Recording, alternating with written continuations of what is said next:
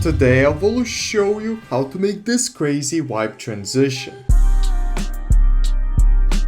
And this effect is an absolute classic in the video editing scene, and I believe every music video editor or just an editor has to know how to make this effect. And also guys, before we start the video, I just have to let you know about the most banger deal I have on my website, which is my all packs bundle, which doesn't just include all of my viral preset packs that are used in a bunch of different edits, but also all of my future packs for free, which makes this the best deal I've ever had on my website by far, and it's on a huge discount right now, so I would definitely recommend to check it out, and I'll have a link in the description for it if you're interested. But anyways, let's get into the tutorial. Alright guys, so in After Effects I have a couple of clips of one and only from his music video, and you can have any clips you want because this effect is universal. So what you can do is press Ctrl Y to start making this transition, and I like to have this transition either for 2 frames or for 3 frames. So let's just do it for 3 frames, so press Ctrl D and delete the adjustment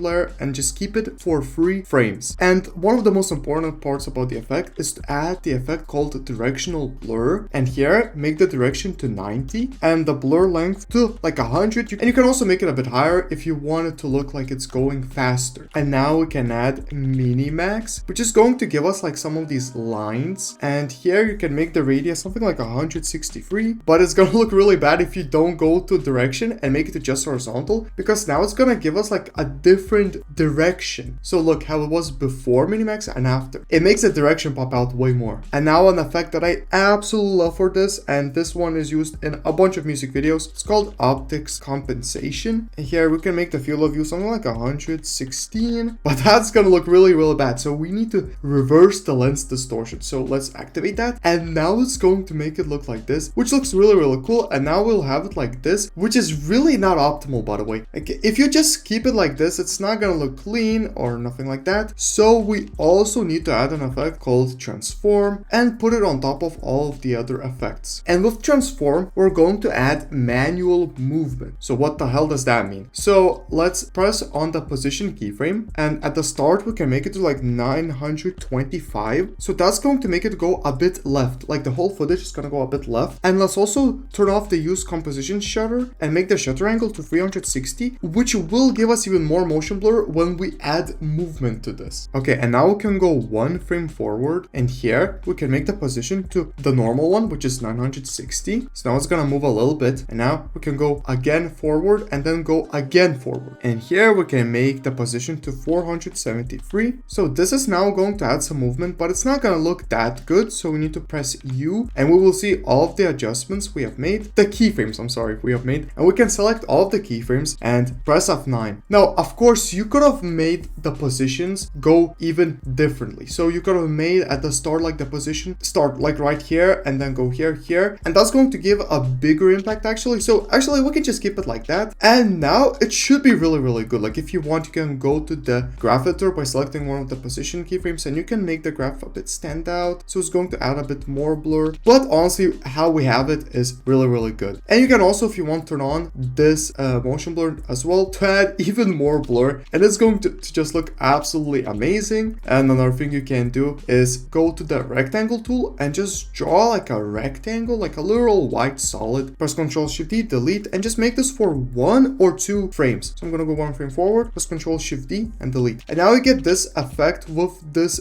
white layer as well, which looks really cool and is also really popular, but you could also have it for 2 frames. So now it's going to stand out a bit more with the white. So I don't know if you want it like that. And another really popular variation is to add another transform effect, and on this one just make the rotation different. So for example, you can make the rotation to 45 degrees, but then you would need to scale it up. So now we have to scale it up, so like a lot, actually like 218 is gonna work. And this is how it looks now, by the way. That looks really cool. Again, you could have made this to -45, and now it would go to the different direction. You can even make it to like a 90-degree angle. Now it's gonna go like up and down like this. So yeah, just a bunch of variations you can do. But anyways guys, I hope you enjoyed this tutorial. If you have any other tutorial suggestions, then please let me know. And if you want to learn how I make the craziest shake effects, then I'll have the video pop up somewhere here on the screen so you can easily check it out. But anyways, it was fun. Have a great day. See ya.